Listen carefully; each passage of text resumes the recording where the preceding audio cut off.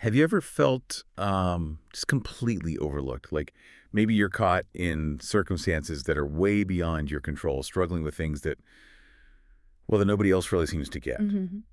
Today, we're going to do a deep dive into a really powerful story, one that maybe doesn't get talked about enough, the story of Hagar.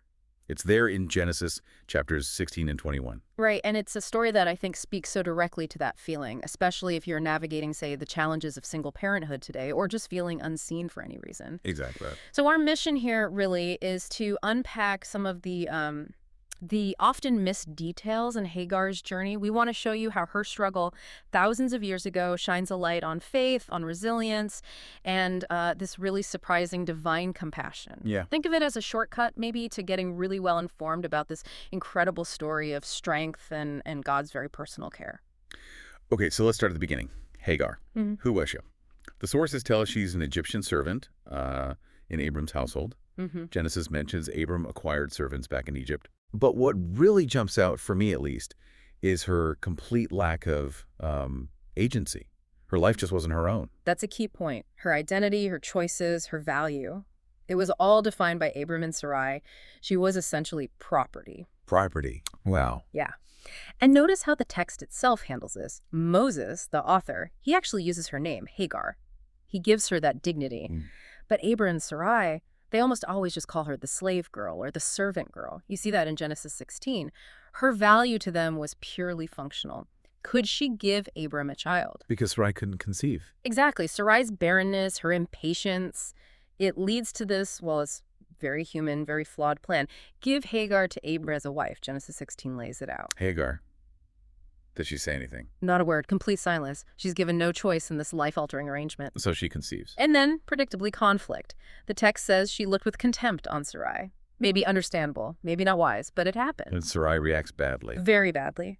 Deals with her so harshly that Hagar runs away. Just flees. You know, it's hard not to see the parallels today, isn't it? So many single parents find themselves in situations not of their own making. Absolutely. Divorce, abandonment, maybe the death of a partner, an unexpected pregnancy. Or sometimes maybe we do feel caught in our own, foolish plans, our own mistakes. Sure, that happens too. But the point is, suffering often happens when our human plans just collide with a bigger, maybe divine design we don't understand yet. Well put. So Hagar flees. Sarai's treatment pushes her out into the wilderness. Genesis 16 tells us this. Can you just picture that? Pregnant, alone. Utterly vulnerable. Yeah. Walking to the desert, a place of isolation and desperation. The text even makes a point of saying no one from the family has come after Hagar. She's completely abandoned. Looks like she's given up. It looks like the end of the road. But then comes this incredible turning point. Genesis 16, verse 7. The angel of the Lord found her. Found her. And that word found, it's not like accidentally bumping into someone. In the Hebrew, it implies seeking, actively looking for something or someone of value. So while the humans in her life abandoned her, God sought her out. And the interaction is so personal. He calls her by name. Hagar, servant of Sarai. He knows who she is, even her difficult position. and asks her a question. Yeah, a really caring question. Where have you come from and where are you going? Invites her to speak, to share her story. And she does, for the first time. Yes, she finally speaks. Just simple honesty. I am fleeing from my mistress Sarai. Okay, so God finds her. He speaks to her. Mm-hmm. But then he tells her to do something that sounds honestly a bit harsh. Return to your mistress and submit to her. Why? Why send her back? It does sound jarring, doesn't it? But here's the key. That command doesn't stand alone. It's immediately connected in the very next verse to this massive promise. Okay. I will surely multiply your offspring so that they cannot be numbered for multitude. That's huge. He's not just sending her back to suffer. He's sending her back with a destiny. A destiny for her son. Right, her son, who will be named Ishmael. And that name means God hears, Yishma. It's not just passive listening, it's hearing that leads to action, to response. Wow.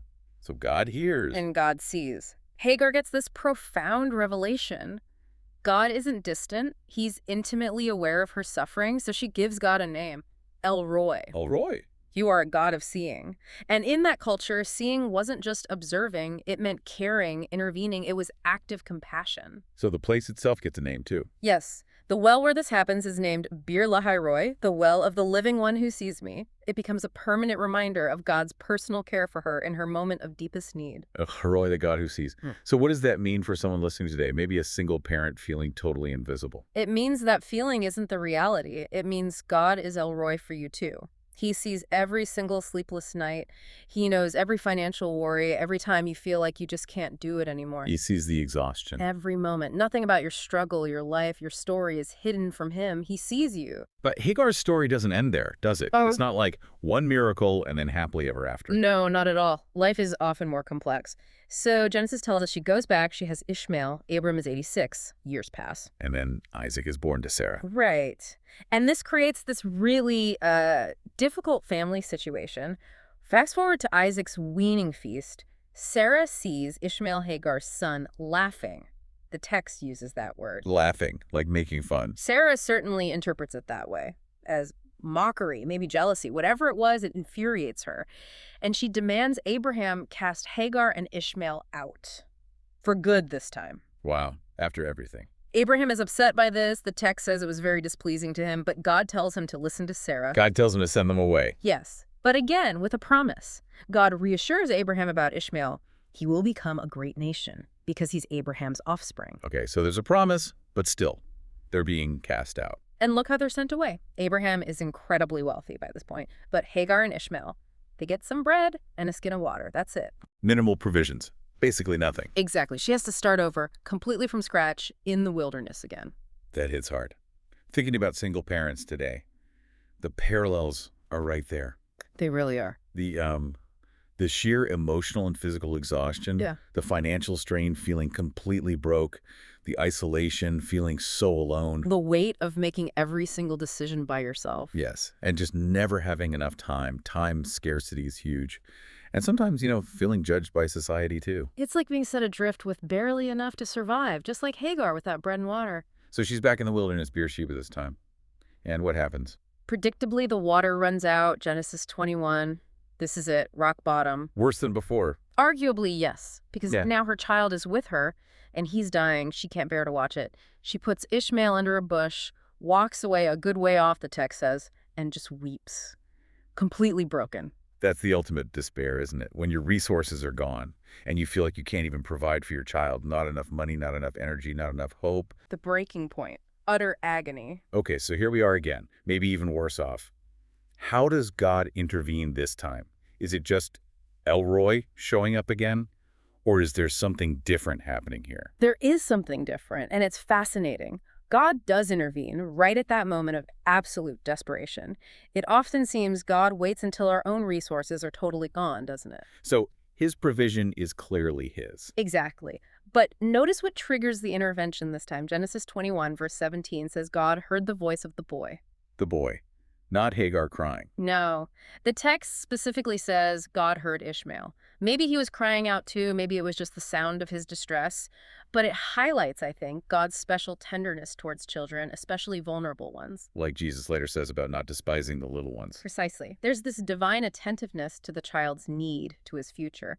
And God immediately reiterates the promise. Ishmael will become a great nation. His destiny wasn't canceled by these terrible circumstances. So difficult beginnings don't necessarily mean a bad end. Sometimes they're the very thing that prepares someone for their destiny. God knew Ishmael's future. Okay, so God hears the boy, repeats the promise, and then he speaks to Hagar again. What does he tell her this time? He gives her a very direct, very active command. Up, lift up the boy and hold him fast with your hand. Up. Sounds urgent. It is.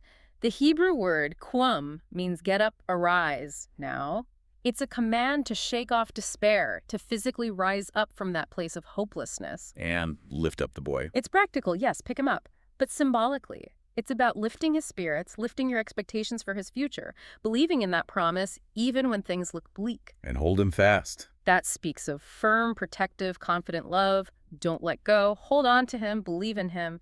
It's a call to what you might call active dependence. Active dependence. How so? God provides the resource, but Hagar has to engage with it. God doesn't just magically fill the water skin. He tells her to act, and then he opened her eyes and she saw a well of water. Whoa, so the well was already there. Apparently. It says He opened her eyes, implying the provision was nearby, but she hadn't seen it in her despair. She had to get up, hold her son, and then she could see the solution. She still had to go fill the skin. God provides the well, but Hagar draws the water. Exactly. And then the verse adds this beautiful detail. And God was with the boy as he grew up. That's so comforting. If God was with Ishmael then, he's with our kids now too. That's the promise. God still provides. Yeah. Sometimes he opens our eyes to resources, people, strengths we didn't know we had, things that were there all along. Right. And his presence goes with our children, protecting them, guiding them, even when we physically can't be there. That's a huge source of peace for any parent, especially a single parent. Okay, so let's pull this all together. We've dug deep into Hagar's story. For you listening right now, maybe feeling like Hagar in your own wilderness, what are the big takeaways? Yeah, let's summarize. First, and maybe most importantly, Mm-hmm. God sees you, El Roy. Your specific situation, your struggles, your name, you personally matter to him. You're not invisible. Second takeaway.